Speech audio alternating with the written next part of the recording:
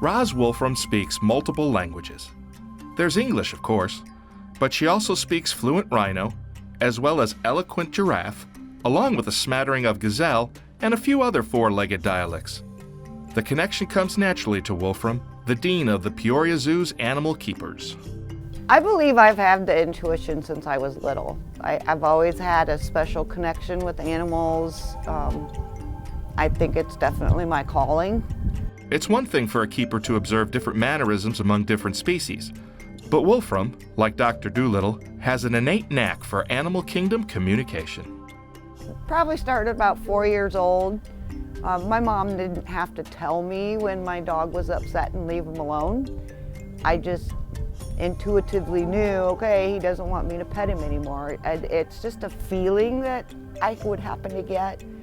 In fact, Wolfram addresses zoo animals much like she would a house pet.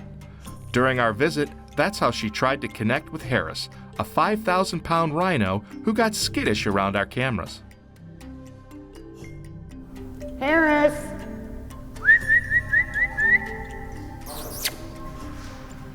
There's my good boy. Yes, that's a good boy. Yeah. Yeah. So right now, like the way he comes up and then backs up, he's telling me I'm still nervous. I'm not used to what's happening in my barn right now. Normally, Harris would come right up to Wolfram. Such closeness is important. I can get him to do, pull his head out, and I can rub his head and his horn, and it basically helps us make sure that every part of his body is still healthy. Whether you feel a bump or you see a scratch. When they're in close proximity, Wolfram keeps alert for certain movements. Tossing their heads instead of swinging, and believe it or not, there's a big difference between swinging and tossing. Swinging, they're just maybe going back and forth, and that's more of a playful, but if they're moving really fast, that's kind of a uh-oh. Meantime, she watches his ears. If they perk up, she has to be really careful.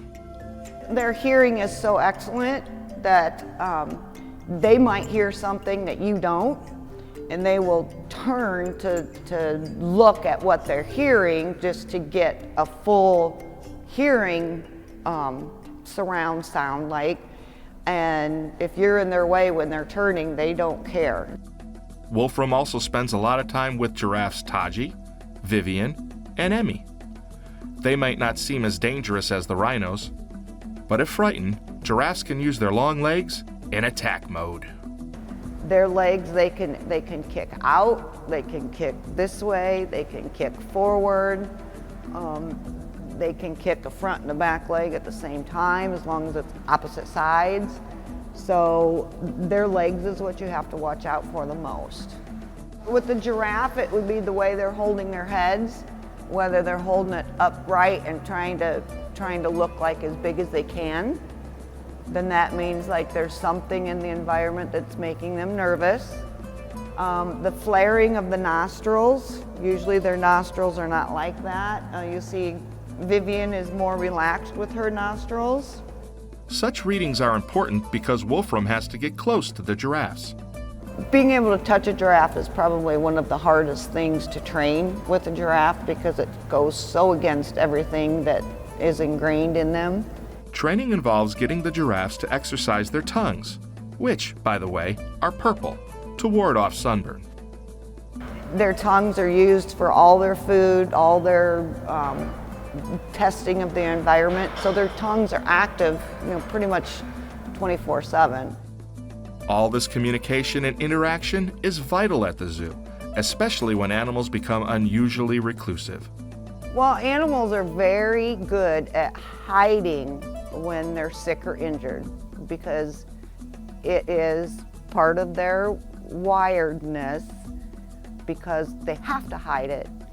So once you learn these subtle nuances of how the animal's moving, you can use that to promote their health or their welfare or their psychological being. And in making that better for the animals, you make it better for the visitors, and if you make it better for the visitors, you make it better for the whole community. And the interactions make things better for Roz Wolfram as well. What do I like most about my job? Every day is different, even though I work with the same animals. I have to do the same tasks every day. The animals are different every day. There's nothing like coming in and seeing a giraffe and having it walk up to you and take food from your hand. It can change your whole attitude on the day.